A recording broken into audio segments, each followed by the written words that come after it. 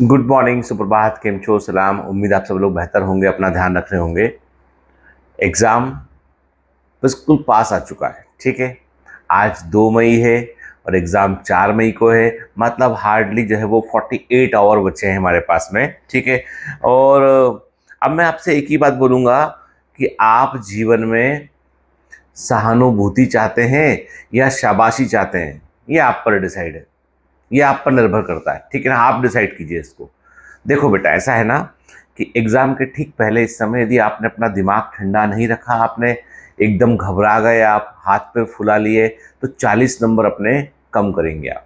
जो भी आपको आता है, जहाँ पे आप आता है, आपको अपने 40 नंबर बढ़ाने हैं ना। 40 मार्क्स, मैं कह रहा हूँ आपसे, जितना भी आपने पढ़ रखा है उस स्तर से यदि आप जो है वो 40 नंबर अपने बढ़ाना चाहते हैं ना, तो याद रखो आप कि आपको आज के दिन क्या करना है। आज के दिन आपको फिजिक्स और केमिस्ट्री के जो इंपॉर्टेंट फॉर्मूले हैं, इंपॉर्टेंट इक्वेशन है, उनको देखना है। सिर्फ रिवाइज करने के पर्पज से, ये सोचे बगैर कि कुछ नया पढ़ना है। कुछ नया नहीं पढ़ना आपको, ठीक है। आज आप वो कीजिए, ठीक है ना। 3 तारीख को भी आपको वही काम करना है कि जो इंपॉर्टेंट एमसीक्यू जो अपने साल भर लगाए थे उनको एक बार देखना है, घबराए बगैर, ठीक है ना। मतलब आप पूरा रिवीजन मोड में आ जाइए। और उसके बाद 3 तारीख को बल्कि आपको थोड़ा कम पढ़ना है, ठीक है। थोड़ा सा अपने दिमाग को ठंडा रखना है और आपको जो है वो जितने जो जो क्वेश्चन आपने मार्क कर रखे थे, जिन चीज़ों को आप जानते हैं अच्छे से, जिनको आपने पढ़ रखा था, एक बार उनको देखना है आपको। और जो आपने इंपॉर्टेंट मार्क कर रखे थे उनको देखना है आपको, ठीक है ना। एकदम नया पेपर, नया टेस्ट पेपर, कोई टेस्ट पेपर लगाने की जरूरत नहीं है आपको।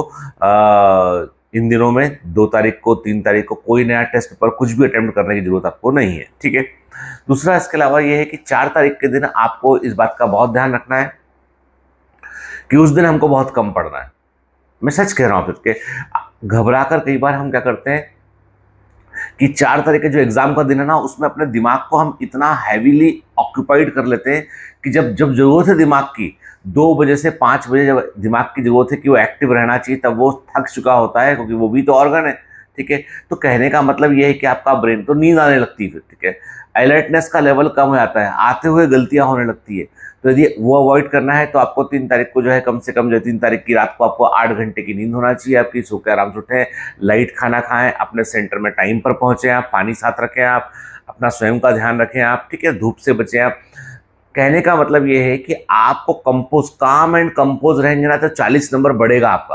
अब 40 नंबर कैसे? यदि आपके 600 नंबर आने वाले हैं तो 640 नंबर आएंगे आपके। मैं कह रहा हूं आपसे, सिर्फ दिमाग ठंडा रखने पे अपने ब्रेन को जो है वो, मैंने क्या है कि दिमाग हमारा जो है ना, वो कोई मतलब वो एक ऑर्गन जिसके पास स्टोरेज है मेमोरी का, ठीक है।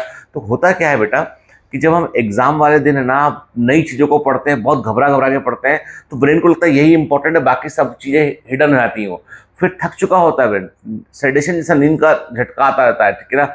घबराहट में हम गलती करते हैं, तो वो अवॉइड करना है हमको, ठीक है ना। तो अभी ये दो लास्ट के 2-3 दिन जिस बच्चे ने संभाल लिए ना, उसके 40-50 नंबर अपने आप बढ़ जाते हैं, ठीक है। और एक और गोल्डन फॉर्मूला ये है कि यदि आपने पूरा पेपर अटेम्प्ट कर लिया, पढ़ा आपने, पढ़कर क्वेश्चन मार्क कर दिए, पूरा पेपर आपने अटेम्प्ट कर लिया है, तो आप समझ लो आप 600 नंबर तक पहुंच गए आप। एक जनरल बता रहा हूं। अब पेपर के डिफिकल्टी लेवल पर भी डिपेंड करता है, पर जनरल बात है, यदि आपने पूरा पेपर अटेम्प्ट कर लिया, आपने पूरे 180 क्वेश्चन आपने सॉल्व कर लिए, आपने पढ़, ऐसा नहीं कि कोई भी गोला मार दिया, छोड़ दो, आपने पूरे सॉल्व कर लिए, आपने अटेम्प्ट कर लिया, आपने 600 नंबर पहुंच गए आप। पूरा अटेम्प्ट करने के बाद 15 मिनट का समय बचा और आपने पूरे पेपर को एक बार फिर से रिव्यू कर लिया आपने, तो मतलब आप 650 नंबर पे आ चुके हैं आप। पूरा पेपर करने के बाद 15 मिनट के समय में रिव्यू कर लिया और 10 मिनट और बचे हुए देखने के लिए कि आजू बाजू क्या चल रहा है, 700 नंबर।